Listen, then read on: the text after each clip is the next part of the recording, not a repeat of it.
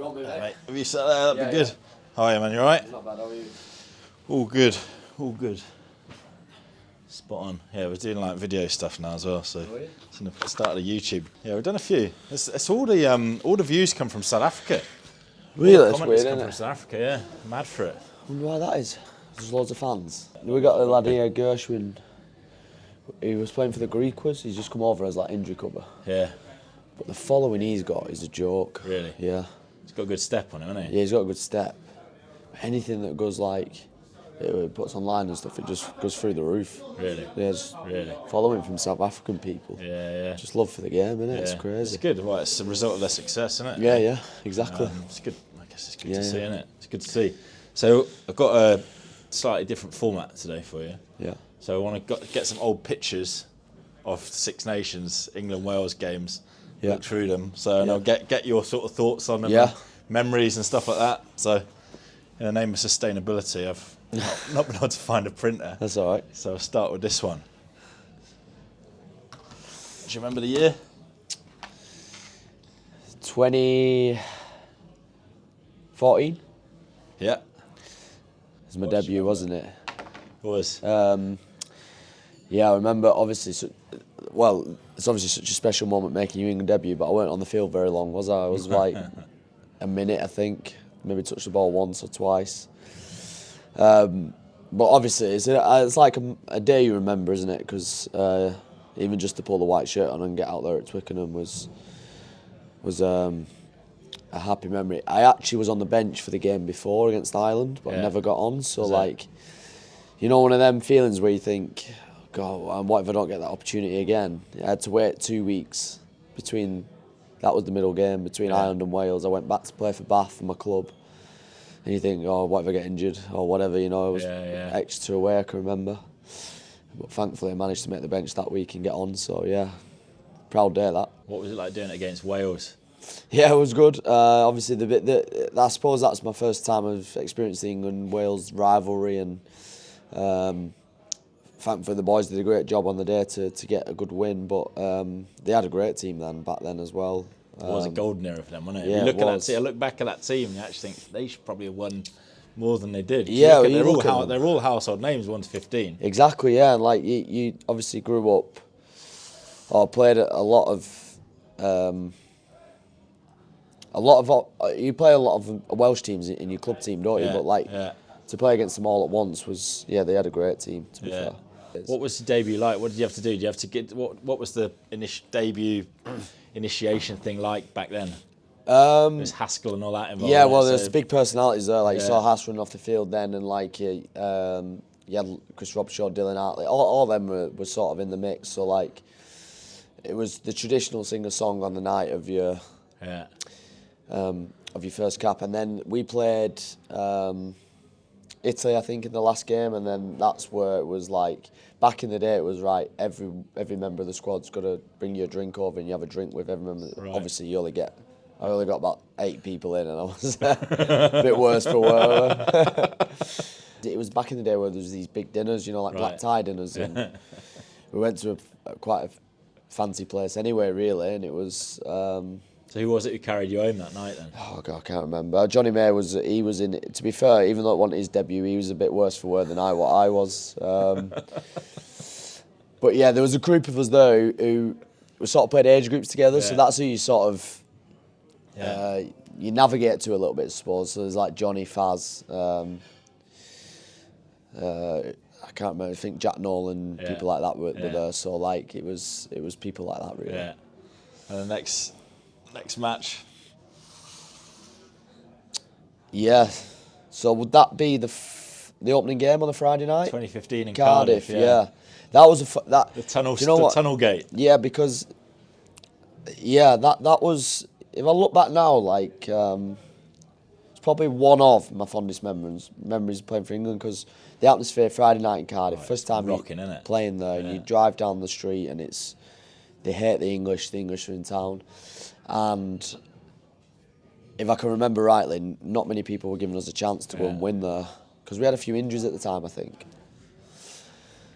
And we went and won, didn't we? We played really well, and it was just one of them memorable moments. Yeah. Your first time winning in Wales against Cardiff, against a really good team on a Friday night, and it was the start of the Six Nations. Yeah. So like, you know, like the buzz we got off that was amazing, was awesome, really, and obviously the theatre and the drama. Of the tunnel. So what happened?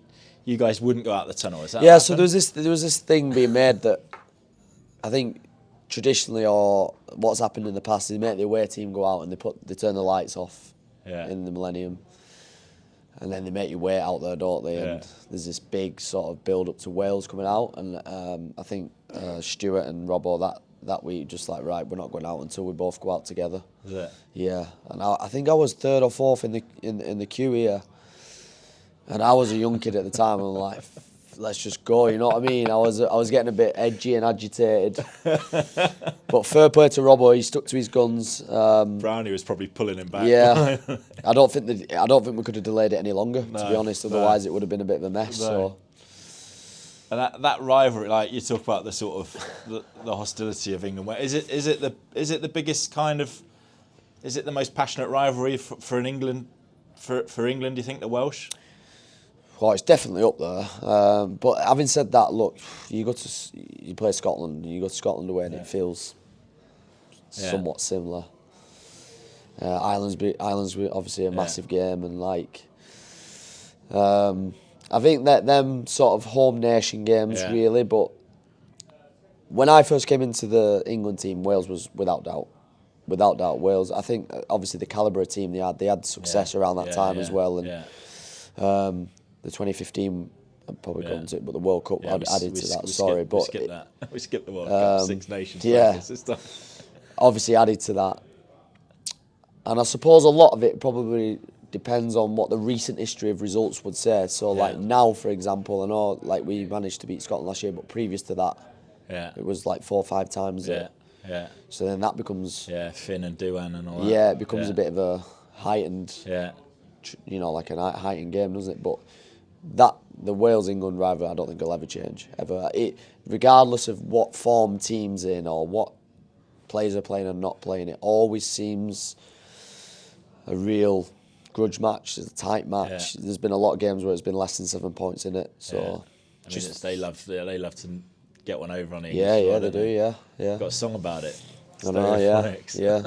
So it's just the way it's always been. And this one, 2016, Eddie's first campaign. Oh, right, okay, yeah. So the first, that's Triple Crown, is it? Triple Crown, yeah.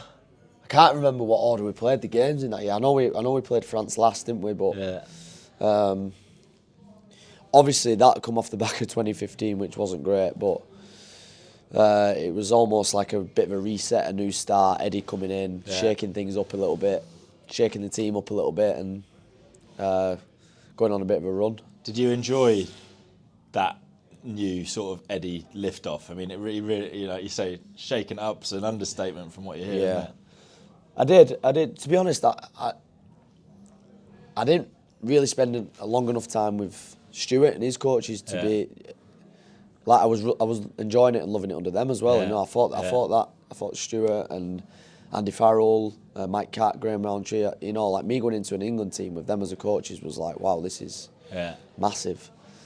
So it was all a bit of a shock, really, that we had a poor World Cup in it. Me being a year into my international career would like turned on its head a little bit. And you hear about Eddie, don't you? And like, and then obviously, what Eddie treatment did you get? Everyone has a sort of personalised story about him. No, I haven't got genuinely a bad word to say. No, not a bad word, but you know, the Harry Bows or anything like that. Did he give you? He came in. I can remember the first meeting with him. He came into Bath, Farley House, and the meeting was short and sweet, as you can imagine. With Eddie, always was, but he backed me basically from the start. He said, "Look, you're gonna be starting as my 10. I want you to bring these things. Keep doing these. These are your point of difference. This is what I want you to bring to the team." He never guaranteed that I'd be playing every game. Yeah.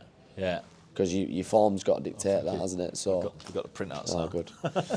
Your form's got to dictate that though. But he was from the off. He was Yeah, fully. I felt like I had full back. So into he him. didn't give you any.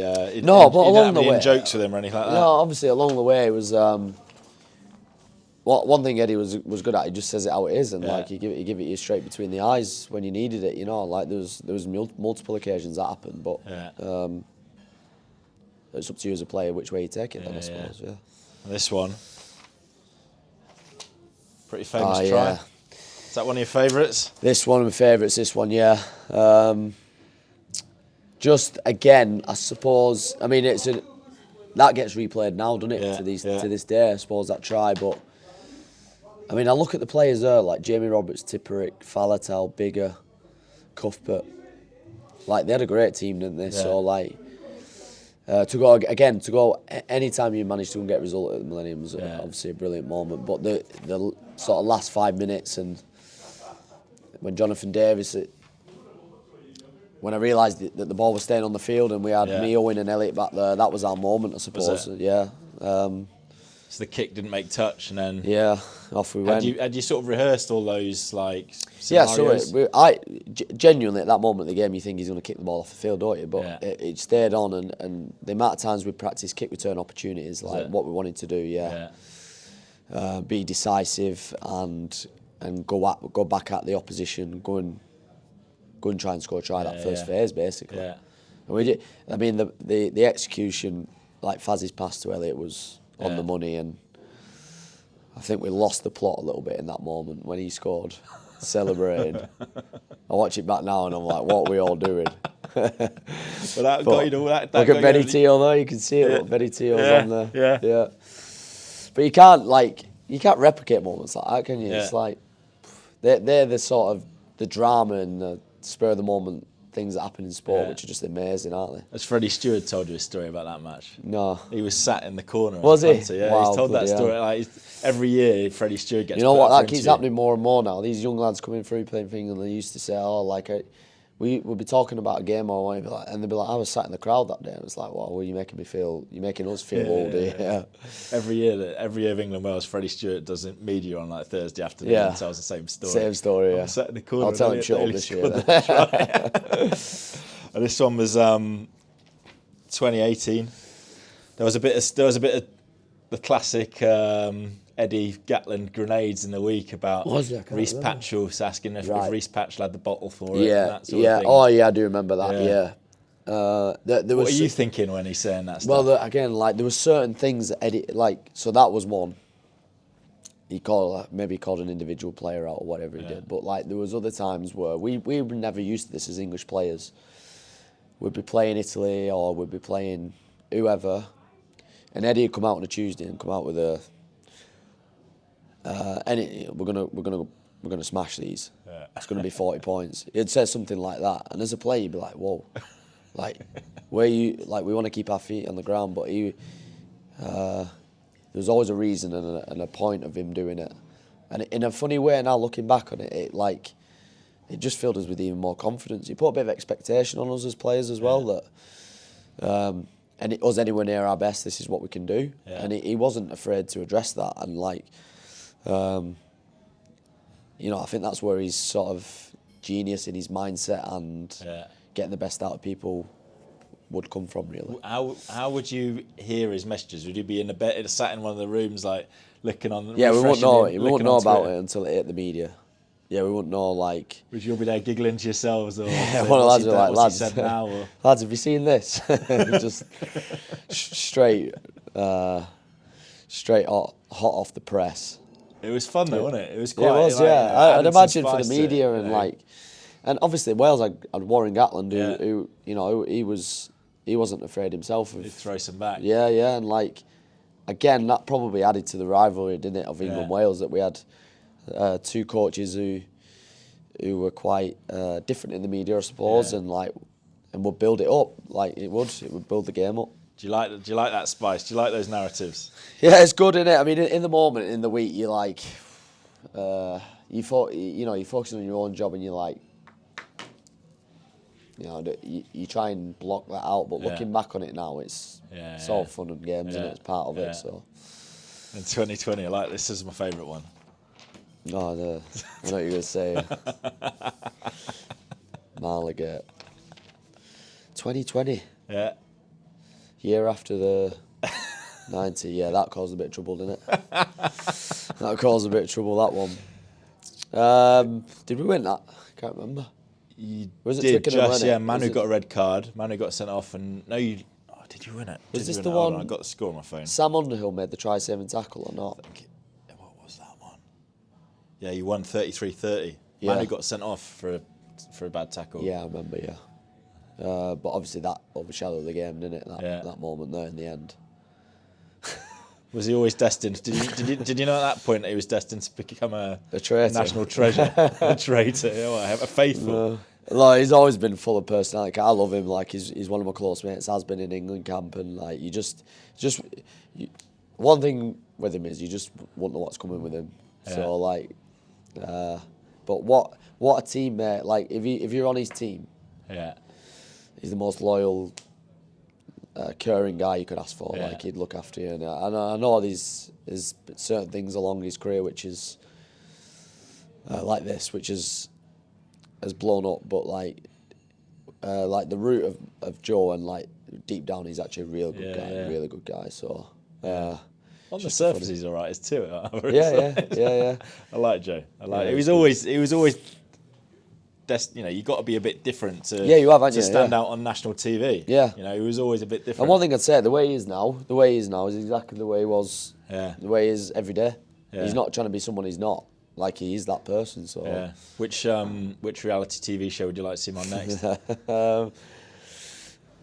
Don't know. I can't see him being dancing on ice. Can you? Anything like that? Maybe the jungle. Maybe More of a jungle. snowmobile, I think. It'd be more of a snowmobile. I'd like to see him on a few bush tucker trials. Maybe that'd be quite funny. Be good. And then this was, hold on,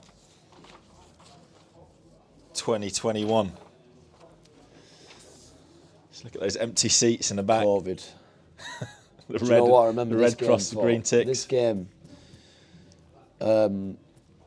they had a penalty, didn't they? And they had a penalty on. They did like a quick crossfield kick. Yeah. I don't know whether you remember. Bigger did it. Yeah. And we were we weren't ready because I think the ref had just been speaking to us or something. Yeah. They ended up scoring for it. I remember that game. Weird times, obviously, with COVID, and disappointing to lose. It was a close game, wasn't it? Yeah, it was. Actually, no, it wasn't. It was 40-21. Was it in the end? Yeah. So well beaten. Yeah. But yeah, obviously disappointing. What's it like seeing those that kind of empty seats? You got a few guys in a mask. Yeah, as well, haven't you?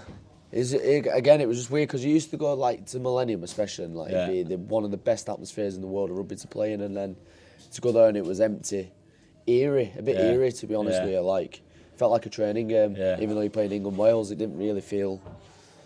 And then I remember you just finish the game, you get on the bus straight back to the Lensbury, and like it'd be straight back into your own room. It was just a weird time. Yeah. But I was on the sidelines, and my memory of that match was quite interesting to report on, because you could hear Farrell shouting at everyone. And you can't, like, when the crowd's full, when the stadium's full, you can't really hear it. That was quite an interesting thing. Exactly, just hearing him like, smash him, Curry, smash him, Curry. Thought it was a good thing or a bad thing. That. 2024. Jamie George's new era as captain. Yeah. First. It was a tight game, that. A couple of penalties, won it. Yeah. What game would that have been? We played Italy away first, didn't we? Yes. And Wales at home, Ireland at home. So, like, yeah, I remember that. Was a tight game. What was it? 16-14. Yeah. 72nd minute penalty. Yeah. Again, like, just shows the nature of England Wales games in Six Nations, doesn't it? I remember it being real scrappy. Actually, like a tough game to play in. Like really tough. We managed to get there in the end, but a proper test match, that one. Like, that was the sort of early Borthwick era, wasn't it? Yeah. Like, there was some like. It was a stuttery start, wasn't it? Like, it took a while to warm up with Borthwick. Yeah. What year was this? 2024, post-World Cup. Post-World Cup, obviously Steve came in pre-World Cup, and obviously had a good crack at the World Cup, as everyone knows, and it was almost like, right, here's like the the start, really. Yeah, isn't you it? were 'Cause trying it to was- find some style. Yeah. Everyone was like, you're not scoring any tries. Yeah. But I think it was just the journey and like where the team was at the start. Like Steve came in and first thing he did was want to implement foundations, fundamentals, and then make us a team that was first of all difficult to beat and then we could. I always remember saying difficult to beat, then we win, but we probably don't win by much. And then the evolution is like we want to win, but we want to win well now. So just the process of that and like where we were at the time is probably we were difficult to beat / we just win. Yeah.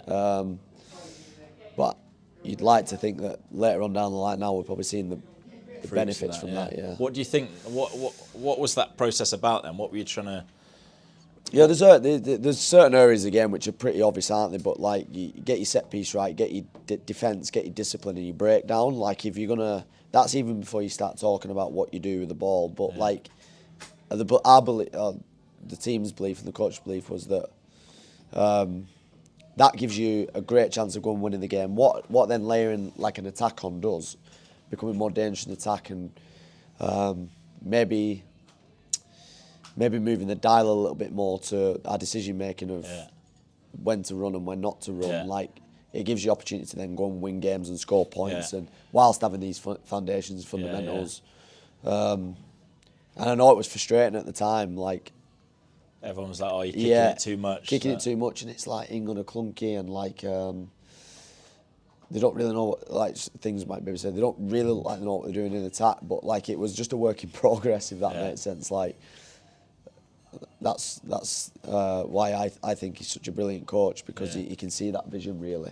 Yeah.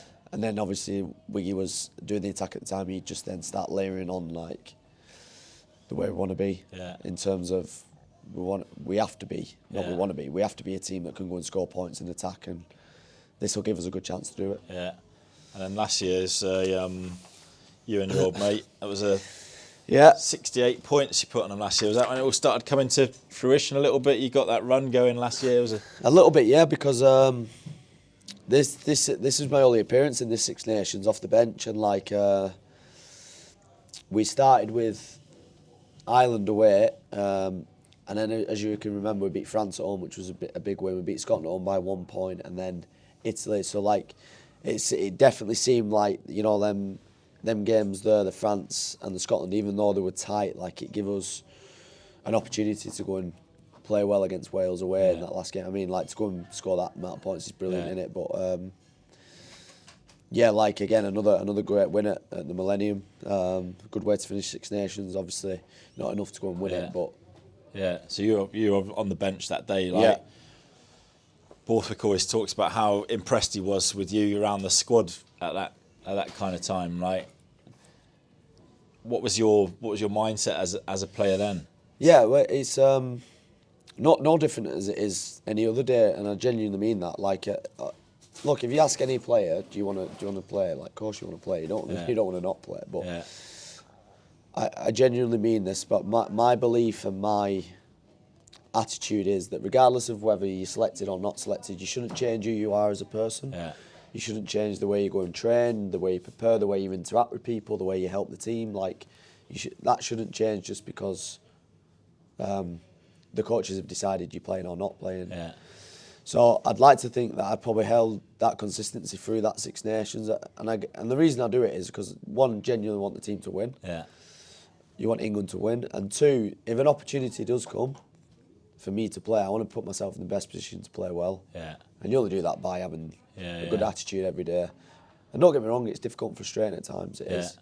I'm not saying it isn't. Like, you know, you wake up and you think, you question, like, well, I want to be playing and like what, but make the right decision to be that person, and hopefully you get a good opportunity to do it. So you must have enjoyed the autumn series, you know, the way that went, and you know, cementing down that position for now. Yeah, well, like, again, I look back to this where I played 15 minutes off the bench against Wales, or I look to the autumn where I played in 3 out of the 4 games. I don't feel any different. Like, genuinely don't feel any different with the 2 campaigns, because I just tried to hold that consistency really. And if you don't, and you're too up and down with, I haven't played, and like, when I'm going to get my next opportunity. I'm down in the dumps, and then you get an opportunity and like, bloody hell, I played 3 games here and we've won all 3 of them at Twickenham, and you're up there like, and then something else, because the inevitability of sport is you've got to deal with these things left, right, and centre, like. So and like what I would say, like Finn was starting most of this Six Nations, and Marcus, I can see in the picture there, like as a 3, like we'd genuinely help each other and help the teams which we can.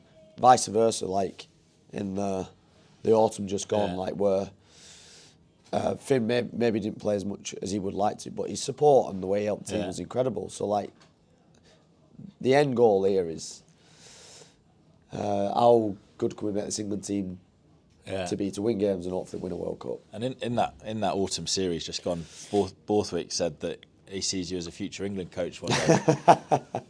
What did you make of that? Look, I'm not going to lie. I'd love to go into coaching after finishing playing. I've never once thought about coaching England as in that's where I want to get to as quick as possible. You just don't know what journey you're going to go on. But I think the important thing is, even when that comes, is the reason I'd want to do it is because I love the game. I'm obsessed with the game. I'd like to think that once I finish playing myself, I get a lot of satisfaction out of helping others in any way I can, or the intrigue of making a team win, or if we've lost, how can you turn a team around? All them things, I love it, but you just don't know, do you? Like I've played with a load of good players in my time who've tried to go into coaching and it's not worked out. And I played with loads who have gone in them, they absolutely loved it and they've been a success. So like, I just don't want to think about that too much yet because I'm loving playing too much. It's a bit of a... And just going into this Six Nations, you know, there's always like trends in the game, you know, of tactical stuff, and you study the game a lot. What do you think we'll see this Six Nations? What do you think that we're going to see more of? You know, what do you think people are going to be talking about? Well, I think obviously when you look at the game now, the amount of unstructured situations that are coming from, primarily it's kicking the ball. So like because they've took the rule out of escorting and having clean catches, then as you can see, like going up in the air, it's very rare there's a clean catch. So it's almost becoming another 50-50 contest. So like I think we'll see a lot more kick variety, not just off 9. I think we'll see a lot more off 10 to create an unstructured situation, which means the defence is not in position, which then you can go and attack with. So I think that's the first thing we'll see. I think attack-wise, it's interesting at the minute. What we felt a little bit in the autumn was that the best attacks usually score early in the phase count. So it sort of lends to that unstructured scenario and situation a little bit, that good attacks strike fast, and they'll, where it's set piece or unstructured, like 1, 2, 3 phases, and look at Fraser Dingwell's try against New Zealand, for example. Like,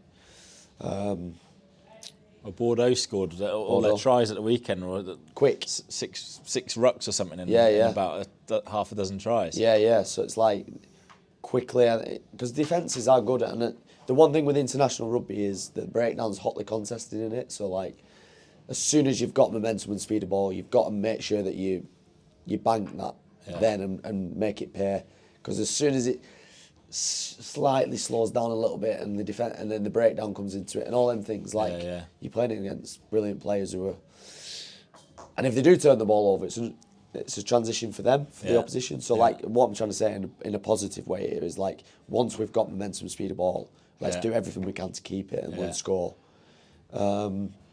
We want to, obviously as an England attack, we want to be positive and we want to attack and play quickly, because like, you look at the lads now, like Mitch and the 9s, all the 9s, and Tommy getting the ball in his hands, Tommy Freeman, and the wingers, Manny, and they're the type of guys we need to make sure we get the ball in their hands as much as possible. Right, we'll do a quick social media game. Right, winner stays on. Fly half edition. Johnny Sexton or Dan Biggar? Dan Biggar. Dan Biggar or Finn Russell? Dan Biggar. Dan Biggar or Roman Intermac? Dan Biggar. Dan Biggar or Bowden Barrett? Bowden Barrett. Bowden Barrett or Sasha Feinberg? Bowden Barrett. Bowden Barrett or Andre Pollard? Bowden Barrett. Bowden Barrett or Richie Mwanga? Richard Mwanga. Richie Mwanga or Dan Carter? Dan Carter. Dan Carter or Johnny Wilkinson? Johnny Wilkinson. Easy. That's Always some gonna tough say ones that. there, He's mate. always going to say it 'cause he coaches him and he goes down to Penny Hill. You never put Farrell in there. How'd you Yeah, put he could have Farrell done, in yeah. there? Oh, okay. Well, I had add a one few in. dubious ones Dan there at Carter, the beginning, didn't I? Johnny Wilkinson or Owen Farrell? Hang on, Johnny Wilkinson. Got it now. Got it. Nice one.